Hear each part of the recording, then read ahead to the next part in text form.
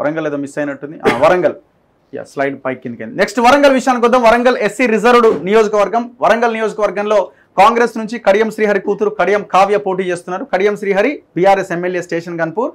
అక్కడ టికెట్ వచ్చింది, బీఆర్ఎస్ ప్రచారం స్టార్ట్ అయింది. మళ్ళీ ఏమైందో టికెట్ వద్దనుకున్నారు, కాంగ్రెస్ టికెట్ ఇస్తా అన్నది. కాంగ్రెస్లో జంప్ అయి కాంగ్రెస్ నుంచి పోటీ చేస్తుంది కావ్య.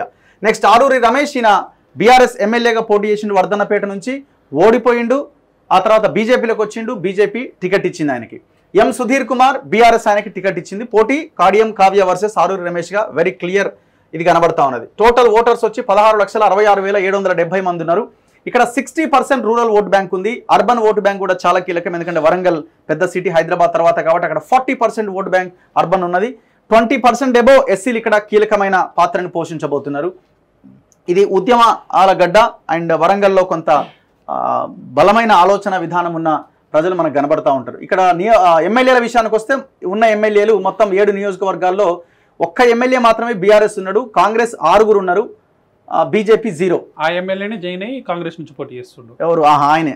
కడియం స్టేషన్ కన్పూర్ పాలకుర్తి యశస్విని రెడ్డి ఏమైనా రికార్డు అసలు ఒకసారి కూడా ఓడిపోయినండి, మొత్తం బంద పెట్టేసింది. పరకాల రేవూరి ప్రకాష్ రెడ్డి ఆయన అప్పుడే వచ్చి గెలిచిండు. ఇక్కడ 2 విషయాలు మాట్లాడుకోవచ్చు, పరకాల రేవూరి ప్రకాష్ రెడ్డి అండ్ వర్ధన్నపేట నాగరాజు జెండా ఎత్తేసింది. సో ఒక్కసారి వేవ్ వస్తే ఇప్పుడు మనం ఏదైతే నార్త్ తెలంగాణలో బీజేపీ వేవ్ వచ్చిందని మాట్లాడుకుంటున్నామో 2023 అసెంబ్లీ ఎలక్షన్స్ అప్పుడు కూడా వరంగల్లో వేవ్ వచ్చింది.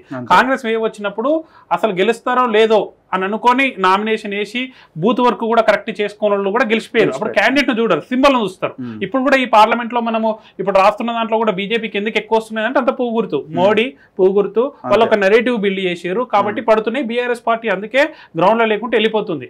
ఇంకో స్థానిక సంస్థల ఎలక్షన్ వచ్చినప్పుడు, ఇంకో స్టేట్ కు సంబంధించిన ఎలక్షన్స్ వచ్చినప్పుడు వాళ్ళు మళ్ళీ లేస్తారు కావచ్చు. కానీ ఇప్పుడైతే అది బీజేపీకే ఉంది. ఇక్కడ కూడా మనం మాట్లాడుకున్నట్టు వరంగల్ లో 2nd ప్లేస్ లో బీఆర్ఎస్ లేదు, 3rd ప్లేసే. ఇక్కడ ఆరూరి రమేష్ ఇంకా పోటీ గెలవడానికి పోటీ ఇస్తున్నాడు. మొన్నటి వరకు ఉండే, కానీ 2-3 రోజులలో కొన్ని ఈక్వేషన్ సెట్ అయినాయి. సో ఇది కాంగ్రెస్ పార్టీ గెలుస్తుంది 1-1 గా. అండ్ ఇక్కడ బీజేపీ పార్టీకి కూడా హోల్డ్ ఉంది, ఎందుకంటే అక్కడ Warangal segment 2nd town Hyderabad తర్వాత.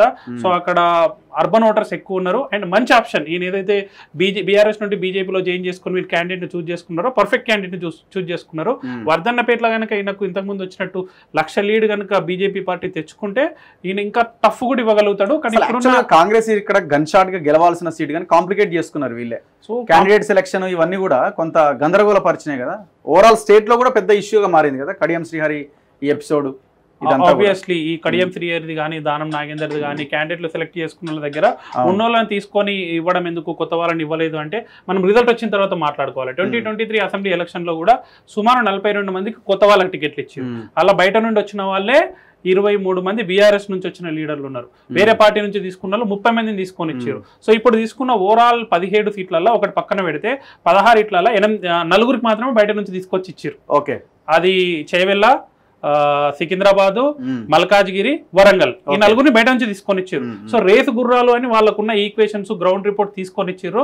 సో ఇప్పుడున్న ఈక్వేషన్స్ ప్రకారం ఈయన కాకుండా వేరే వాటికి ఇస్తే ఎట్లుండో తెలియదు, కానీ ఇప్పుడైతే కాంగ్రెస్ పార్టీ ఇక్కడ కంఫర్టబుల్ గా గెలుస్తుంది. మీరు 2019 కూడా 25% ఉండే, ఇది 59% బీఆర్ఎస్ ఓట్ బ్యాంక్ కాబట్టి ఇదంతా ఇప్పుడు చెల్లా చెదురైపోయింది. So they are winning with good amount of oats.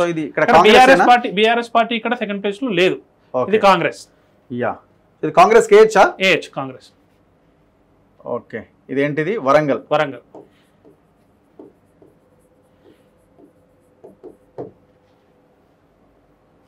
Okay.